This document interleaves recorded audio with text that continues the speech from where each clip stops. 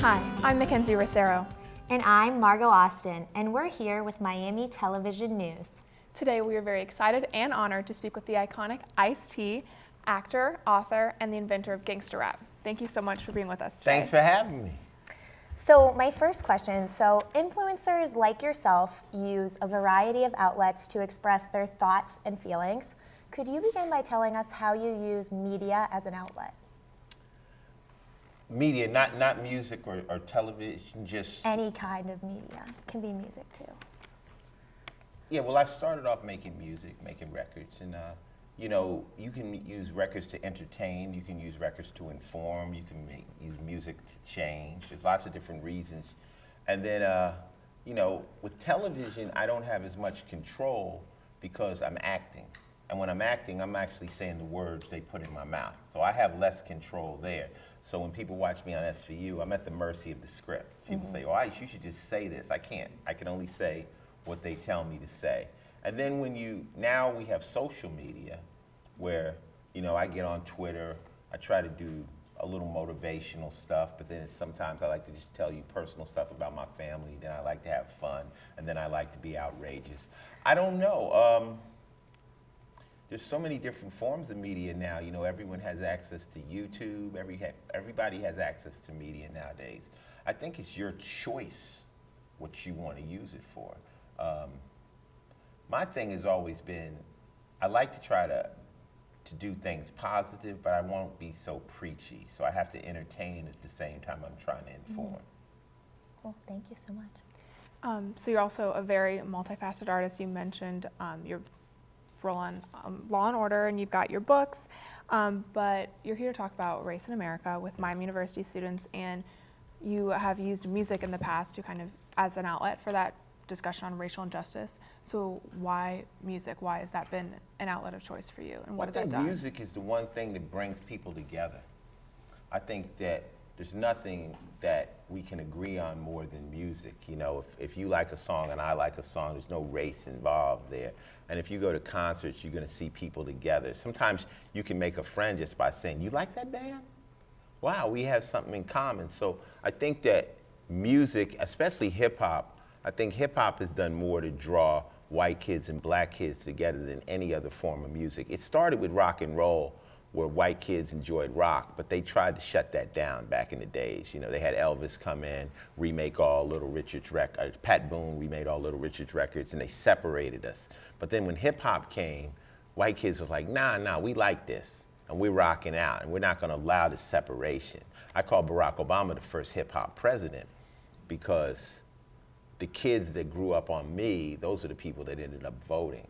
So there's been a lot of change in the way we see each other, but one key to understanding other races is communication.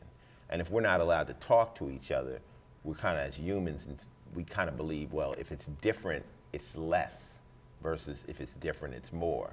So we have to just get a line of communication between everybody so we can understand everybody's power. Thank you. Thank you. So I know you've been asked this a million times before, but I think it's still relevant. 1,000,001 today. I think it's still relevant considering continued shootings of unarmed young black men like Stephon Clark in Sacramento, for example. So what were you trying to achieve with your song Cop Killer? And do you think that's created positive societal change today? Well, of course, when we did it, people were outraged. The way Cop Killer came about, I came into the rehearsal hall one day. I was singing Psycho Killer by Talking Heads. Psycho Killer, so my buddy, my drummer, B Master V, who's passed since he died from leukemia, but he said, we need a cop killer. I'm like, we need a cop killer? And he goes, why? He said, the cops are out of pocket. You know, this is pre-Rodney King. He's like, they're out here just doing whatever they want. And if somebody were to go after them, they might straighten their act up. And so in my brain, I created this character who snapped based on police brutality and went after him. And of course, when the press got hold of it, or the people that hated, they said, oh, Ice-T is saying he did this and that. I'm like, no, you don't even want to give me any respect for the art. I'm not even really, that's not me, it's a character I've created. of course, people would have thought I was making it up. They're like, why would you go after the great cops? Like, cops are getting cats out of the trees and stuff. I'm like, not in South Central Los Angeles. Now, 20 years later, we have video cameras, and people, for the first time, are seeing some of these things. Basically, you're looking at snuff films, and people are like, wow, this is what ICE was talking about 20 years ago. So I've been vindicated. People like, he wasn't lying. And I wouldn't lie like that. I mean, there's great police officers out here trying to do the job the correct way, but my anger has always been against racist and brutal cops, and I think everyone should agree with it. Now, taking it as far as killing them, no, that's a character, that's art, that's taking it too far, of course, but it was a protest record. That's what it was, and I stand by it. I still perform it at the end of my shows, but it's not meant to be taken literally. So Cop Killer still sparked a lot of buzz, and it prompted some discussion on free speech and everyone's right to the First Amendment. And so what do you think you were able to accomplish or inspire in others by utilizing your right to free speech, or why do you think that that is important overall? Well, free speech is a great concept, but we're all censored. You're being very cautious about what you say right now because we're on television. You know, don't use profanity. We're all being censored by whoever is putting out the, whoever's in charge of the media, whoever's running it. If you turn in something to a magazine, then there's an editor that comes in and picks it out. They might not call it censoring, but they're gonna edit it. The only time you have free speech is when you're actually speaking aloud, like maybe in your own bedroom or somewhere where you can't. And then also, you have to be prepared for the ramifications of free speech. So you can say anything, but don't get mad at what happens when you say it. If I decide I want to make a negative statement about, say, the gay community, I can't get mad if the gay community comes after me. You know, like my album, I said freedom of speech, but watch what you say. I can't go to my girlfriend and say, I just slept with your sister, free speech. You know, like, you can't, you have to be prepared for the ramifications of what you say. So we all have the right because we have voice, but you have to understand whatever you say can and will be used against you. So think about it before you speak. Don't just think, oh, well, because I have free speech, I should be able to say anything and nothing should happen. No, a lot of things can happen if you open your mouth. You mentioned that with Cop Killer and the current state of our country, that people have looked back and realized the point you were making 20 years ago with that song. Do you think that, how do you feel about those ramifications for what you said looking back from where you are now? I mean, I got hit. I think, you know, that's what happens though. When you take a stance, when you are Colin Kaepernick and you drop on your knee and you decide you're gonna take a stance, you can't be mad at the hit. You're gonna take a hit. When people say, let's resist, that means you're willing to take a hit. If you're a woman and you're gonna stand for something, there will be some resistance. Don't cry about that resistance. That's just part of it. Be prepared for it or don't say it. That's why people that resist, you have to be strong. So I said it, I meant it, I took the hit. You know, I ended up leaving Warner Brothers. I lost money, but at the end of the day, it was something that was real to me. So, and I guess you shouldn't make statements that could be considered controversial if your heart and your soul isn't really behind it, because it might. You know, like the new Nike thing, if you take your position, even if you lose everything, everyone's not willing to lose everything. So you gotta make that decision. But don't cry when the hit comes. Don't cry about it. Like, oh, well, I spoke out and then they got mad at me. Of course they're gonna get mad at you. But that's why you get the stripes for standing this. You know, any person can take a position. It takes a soldier to take and hold that position. Stand there. Don't let them budge you off of it. Don't turn around, oh, I'm sorry, I didn't mean that. Then why even say it in the first place? Thank you. That's a good point. That is a good Jinx. point. So can you talk to us about systematic racism and violence in this country, and if you feel in the past few years if there's been any progress made? Well, there's been tremendous progress with racism. Tremendous progress. I mean, like I said, you can go back to Barack Obama. Black people only make up 15% of the country's population. So we couldn't have had a black president if white people didn't vote. those white people might not have voted 20 years ago for a black president, but like I say, after hip hop came, I think white kids just changed and just said, you know what, black kids aren't mad at us. Their parents told them that. They're not mad at us, they're mad at things. And probably the same thing I'm mad at. So, you know, we're not your enemy. We just want rights, you know? So I think there's a lot of change. But I also think that the underbelly, that good old America, is showing its face now, and you're seeing it. And you know, the new president, I don't like to even say his name, but he kind of helped that fire burn, you know, all the hatred, and he worked, that was his strong point. And now people feel comfortable being bigots and being out there and saying some of the worst stuff. But we always knew they were there, they were just kind of dormant. I see hope. I think racism is something that's taught. I think that it can be like generationally removed. I just don't think that it's going to happen in our lifetime. It has to do with how I raise my daughter, what I teach my daughter, what you teach your kids. It's an obstacle. It's not a wall. I've run into lots of obstacles in my life. An obstacle is something you can get over. It might be difficult, but you can get over it. A wall may be something you can't pass through. Racism is an obstacle. For every one person you meet racist, you'll meet 50 people that aren't. It's not that serious. But you gotta also understand that we as humans, we play this team game. We play all these different games. It's not just racism. It's the skinny girls against the fat girls. It's the races, the religions against religions. It's the school against school. We live in this kind of tribal society that says, I'm better than you. So racism is just another plane of that. But I was able to navigate it, circumnavigate it, you know. I mean, think just being a woman, that's an ism. You guys understand there's a struggle there. So I see hope. That's why I think when as a black person, when someone says make America great again, we're like, when was it great? Like all we see is the future. We're not trying to go backwards. We're looking for this generation and the next generation. That's where our hope is. Again, to us, when my father was in the civil rights movements in the 50s, it was rough and it's better now. So I'm not going, again, don't work for me. So just going off that, you said you do have hope for the future. Absolutely. So how can we as a society move forward?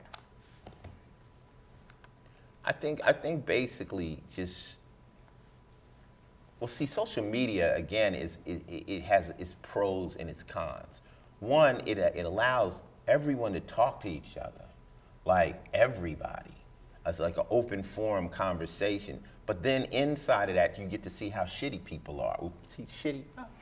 But you get to see how terrible people are. But it's good to see it because you don't need it to hide. You need to see who's on the playing field. I think every single person's job is to just try to handle it within their little realm. There's no mass way to change it. You have to change it in your household. You have to change it as your young women have children. You have to change it there, one by one by one by one. And it could change. Now, a lot of things are changing. You have a Me Too movement where women are speaking up and they're having their rights.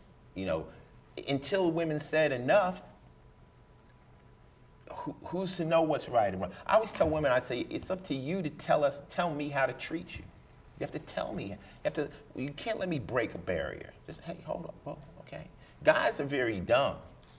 And if you let something be okay, they'll assume that you're giving them permission. No, I'm not that kind. Okay, cool. You know? So don't be afraid to stand up. Set your barriers. Set your steps. And if something happens, address it immediately. Be strong. Let it be known. You know? So I think we're dealing with a lot of changes in the world. But this racial thing, it's not as deep as class. The class thing. I think that's the one that probably will never leave. You know, I have more than you, so I'm better than you.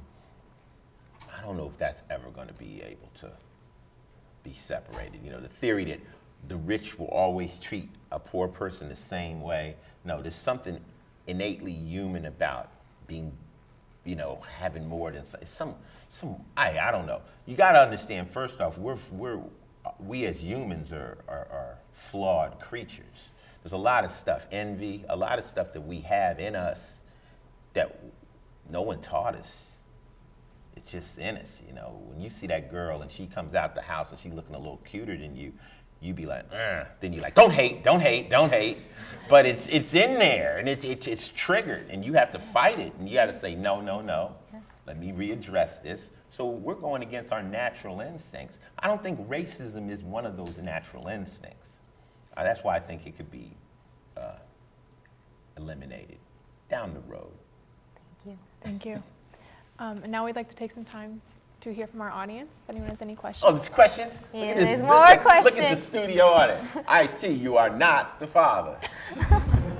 No, I don't know. No, we're not a Maury. All right, what's up?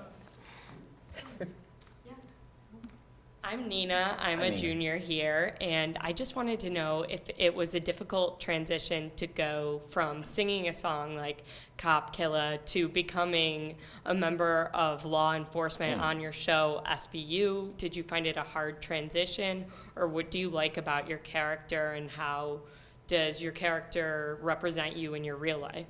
Well, that's a good question, because that's one of the main things people say. Oh, well, you did Cop Killer, and now you're acting like a cop. Well, I was acting in Cop Killer, too. I never killed no cops. I was playing a character. I was terrified playing a police officer because my first role as an actor was New Jack City. That was the year I put out an album called Original Gangster. So I was terrified. I didn't know if my fans would be able to follow it, but I was also aware that this was an opportunity, to be in a movie. And my friends were like, Ice, you from the hood, you're complaining about no opportunities. Now you have an opportunity. You're not gonna take this movie? Like, do you hate the cops? And the thing of it is I never hated the cops. I was a criminal, but a real criminal doesn't hate the cops. The cops are the opponent. You don't hate them, you just think you're smart and you can beat them. So I had nothing really against the cops. I grew up watching Beretta and Kojak and all that, and I was a fan of them, So I just didn't know how the fans would take it, but they took it for New Jack City. And so when I got a chance to do Law and Order SVU, I had no problem. Plus, I'm chasing rapists and pedophiles, the worst of the worst. I mean, they don't even like them in prison. So if I am a cop, I'm chasing the scum of the earth. So, no, I mean, you have to accept when you're an actor, you don't get to act like yourself. I'm gonna be a doctor, I'm gonna be a scuba diver, a scuba instructor. I don't know, that's acting. If you have to be in every role and be yourself, you're not gonna be doing too much acting, And also, you gotta know when they cast against character. So if you look at me and say, well, Ice-T, you a tough guy, you street guy, thug. Casting me in that role isn't much acting. But if you cast me as a school teacher, you get a school teacher with a very interesting dynamic. Follow me? Yeah. So when you cast me as a cop, you get a cop, but he's got an interesting dynamic, and that's what you see with Finn. Finn is up in there, and Finn is about to reach over and smack this dude, right? Because it's Ice-T playing this character, and I'm bringing my gangster to the police cop. So it works. It works. It's great casting. Some fans still, oh, he was a cop. You know what? I'll tell you though, I've never got that complaint from the hood. None of my peers, nobody in the streets have ever said that because they understand, Ice, you came from here and you hustling and you've taken care of your family. It's always like square nerds that think that's a put down. Oh, you were this. Shut up. Shut up. That doesn't matter. But nobody that I really respect has ever had that complaint. All the cats I know out of the hood want to act too. They like, man, I'm trying to get in there, man. What I got to play? Snoop just called me up talking about he ready to play the police, whatever. He don't care. Because we understand it's acting. It's something, you're not playing yourself. Question? Yes, sir. Hi, my name is Josiah. I'm a junior here. I was wondering, because you talked about hope a little bit, so I was wondering, like, sometimes it could still be, like, a little tiring, I guess, to kind of going through the daily basis of things with, like, how race can be sometimes. So I was wondering, like, what was something that you do that, like, kind of keeps you going and, like, keeps you having that hope instead of, like, letting it burn out? I mean, you gotta have hope, my brother. You in college.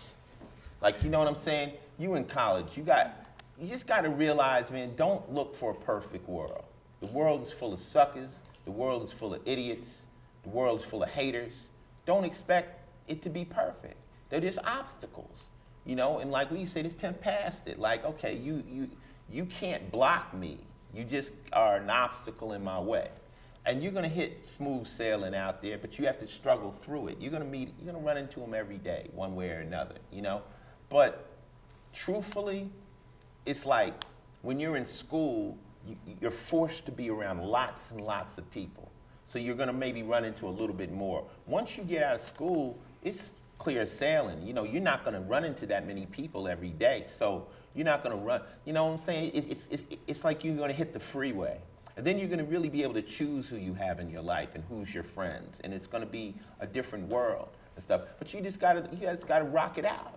Don't ever let anybody make you feel like you don't have any hope. I mean, all a real cat needs, you need your freedom and your health. Are you free? You're not in prison, right? Right. Are you healthy?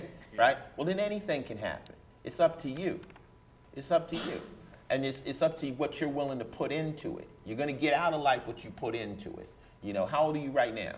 19. You could be anything. You could be an astrophysicist. You could be an astronaut. You could be anything. Anything. You have enough time. They say you could be an expert at anything with 10,000 hours if you want to put it in. So you got to figure out, what am I really willing to put into my life to get it on the back? One thing I would say, at 19, don't try to live your life in your 20s. Take your 20s to get it ready. Take your 20s and get it ready. Don't try to live it right now. The kids that are winning real early, don't get distracted by them. Put some time in and get your foundation ready, and then you could take off. If you're just taking off, leaving at 27, 28, with your businesses or whatever, what are you majoring in? Journalism and sports leadership and management. Let me tell you, I think if you become a sports agent, that's got to be, I just said it in the other speech, that might be the best hustle out there. The best. That's just knowing business, finance, and understanding the game. And what you're going to do is you're going to take a rich athlete who's busted his ass on the field, done a hell of a lot more work on the gym, training and all that, and walk him into an office and take 20%. Come on, man. You can't beat that hustle. Stay with that, man. I love that one. And yeah, you just got to be clean, sharp, you nice, handsome guy, and a good talker. You're going to get it. Get that money, man. Stop playing. And then everything else is going to be easy, you know. But don't let any racism, don't worry about that. That's not going to stop you. Didn't stop me. So thanks for being here. Well, that's the last one. Can I get one more question? No, you're going to get some more. Okay. So tonight you're going to be in an audience with about 500 to 700 Miami students Okay. that are going to be mostly white, because Okay. we have a small black population here at Miami. And can you just give us a taste of what you're going to tell them? And I guess basically I'm asking, what is the responsibility of today's young white American to being part of the solution and pushing against racism? I mean, there's no responsibility to white America. Just don't be racist. Just don't judge people by how they look.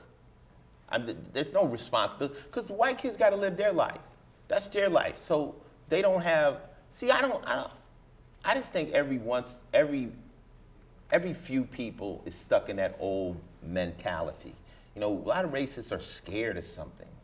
You know, but white kids like black kids. You know what I'm saying? They like our music. They like us. It's like, it's okay. Now, what happens is a lot of white kids will have a friend that's racist and let them, like, why you want to hang with her? You know, and they'll let them influence you. You got to shut that down. You dig what I'm saying? If you're a white guy and you want to be my friend and you want to listen to my music and that's what you do, we'll embrace you. But don't let anybody else tell you you shouldn't do that or you don't belong with them or all that and other. You know, I live on law is I judge a devil by his deeds. If you're a girl and you have a friend and all she does is talk about other girls, she's no good. And when she's not with you, she's probably talking about you. You understand? If you're a guy and he's talking behind people's backs, he's nothing. You got to cut them off. You just watch their deeds. Like, the person that's going to cross you as white America, it's more likely going to be looking like you than like me. Watch your friends. Look at those people. You know, I'm going to watch how you treat me. Your skin color does not determine how you're going to treat me. You could be the best friend I ever made in my life. You could stay down with me where this guy who's supposed to be my brother because he done threw his arm around me and he looks the same will stab me in my back. You have to be colorblind. The thing about color is we have cultural differences. You know, we might eat different, or we might do our hair different, or we might come from someplace else. You know, there's one course that's missing in school, and I would call it humanity, where you learn about humans. I mean, most of the people are from New York City. You've heard of Puerto Ricans. Do you know where Puerto Ricans come from? You know? Do you know how they got on that island? Do you know where Jamaicans come from? So there's so much lacking in our school systems that people don't know where people come from. Do you know about Chinese people? Really? Do you know about Irish people? Really? So we don't. So therefore, because as humans, if we don't know, it's stupid. And it's less. Because I know what I know, I talk the way I talk, but if you talk a different way, it's stupid. This is just our human get down. And that breeds all the problems in the world. So as white, I can't say anything more simple than just don't buy into it. If you're not gonna like me, let me give you a reason for not liking me. Let me do something to you. Don't just look at me and say, that's like, I've had my heart broken, right? So I hate women. Right? I hate all women? No. You have to judge a devil by his deeds. I'm watching what you do and how you treat. You know, I can't just look, you just can't look at somebody and determine who the hell they are. That's all I'm saying. That's prejudging them. Take a minute, and if for some reason this girl is some kind of way, then okay, I can't be friends with you, or you not my homeboy. But also be strong enough to have a friend that may be another race or another religion. Be strong enough to that, because if you try to, you're going to run into some of your racist friends. They might surprise you. You might have an Asian friend, and your girlfriend might say, "Oh, you with her?" You're like, "Wow, that's how you feel? Really?" Don't cut the Asian friend off. Cut her off, or him off. Feel me? You know what I'm saying? I got cold-blooded, blue-eyed, blonde-haired white boys that hang out with me, and you bet not say shit about my man. I knock you the fuck out.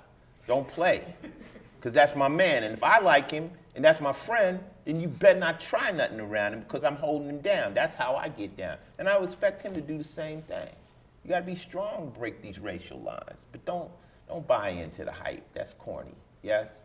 I read that you memorized Iceberg Slim in Yes. high school, and that's how you got your nickname. Yes, and ma'am.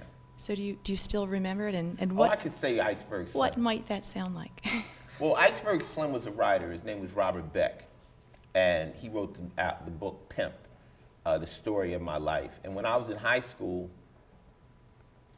all these cool kids had this book, and these were little paperbacks, and they fit in the back of your jean pocket, and you could see the top of them. And only the cool kids were carrying these books around. I'm like, what is that book?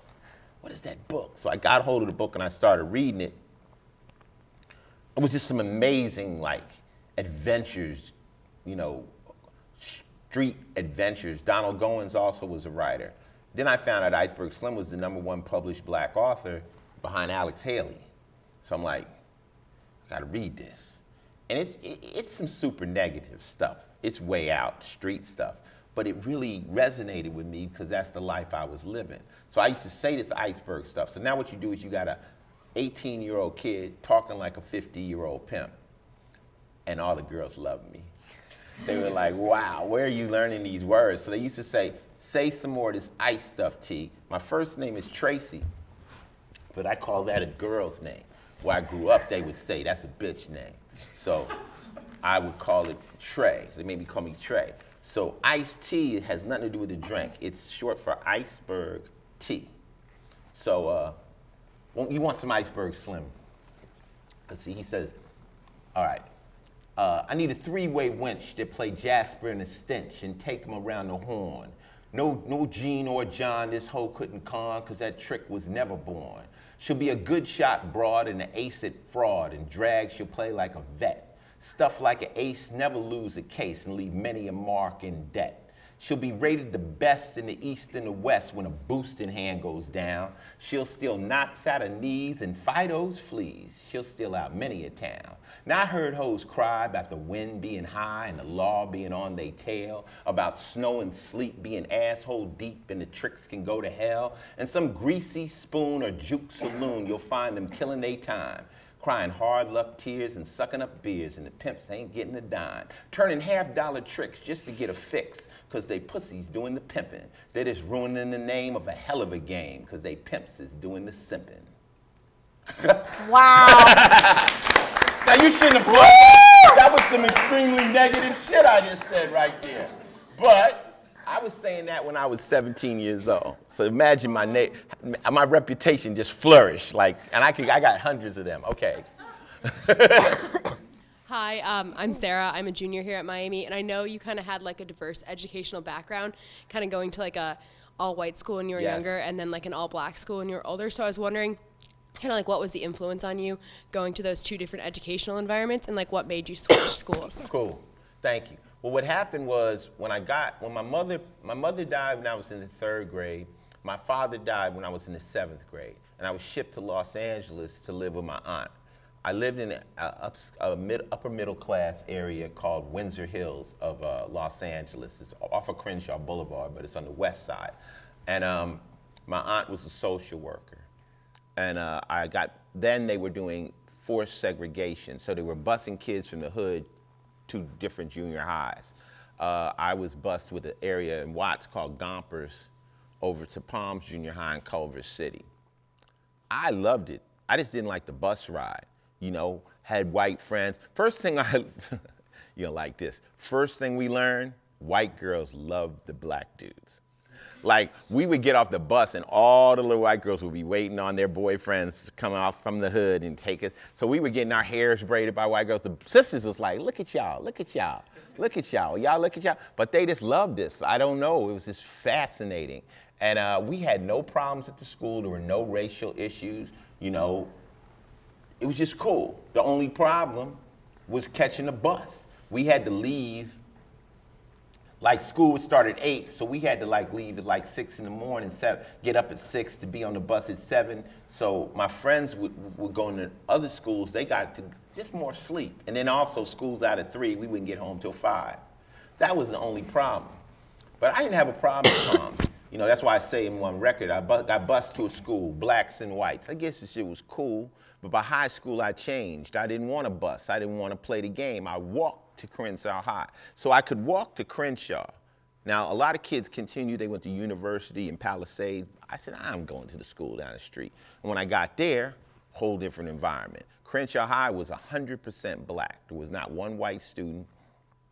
We had like 4 white teachers and 1 Mexican kid. And it was different. It was like a shock, you know, but I'm in there, I'm rolling. I had no real problems there either. But, you know, the gangs were there. I was introduced to the gang culture and all that kind of stuff there. But I don't know, I've never really bought into the race thing. I've had people call me nigger, I've had all that kind of stuff. I just never bought into it. My first racial experience, if you read my book, was when I was in elementary school. I had I'll tell this story tonight. I had a friend named Todd Von Hoffman, and I was coming home. I might have been maybe 6th grade, earlier, maybe 4th grade. And I was going to his house, and he was like, we're going to the house. I'm like, yeah, I'm getting ready to go to Todd's house. And I had a buddy named Kenneth. He was maybe your complexion, a little darker. He invited us all. He invited me, but then he told Kenneth he couldn't come. I'm like, okay, cool, you can't come. Right? So on the way there, he invited some more white kids. And so I said, well, you told Kenneth he couldn't come. He said, well, he's a darky. I was like, word? And at that point, I figured he might have thought I was white, right, because I'm light-skinned. So I didn't really take it. I was just like, whatever. I was a kid. I hadn't been dealing with race. And I went home to my mom's. Now, my mother was a fair-skinned black woman, so fair that in those days they called it she could pass, meaning she could pass as white. And my father was your complexion, darker than me. So they lived almost as an interracial couple. So racism was off limits in our household. And I asked my mom what happened. She said, baby, people are stupid, right? That's what she told me. That's exactly how I feel today. That's just my answer to racism. People are stupid. They create something in their mind that makes them hate somebody they never met. That's stupid. So, going from black, white school, whatever work, it doesn't really matter to me. Everybody I come across, I am able to assess their personality and make my decision, but not on face value. All right. Well, thank you all so much, our wonderful studio audience, and Ice-T. Thank you so Yes. much for joining us. Thank you Well, very thank much. you. We We're going to have fun appreciate later it. on tonight. I didn't know I was going to be on Jay Leno or anything, but this is all good. Thank you so much. So I'm Margot Austin. And I'm Mackenzie Rossero And I'm Ice-T. for Miami Miami Television Television News. Thank you.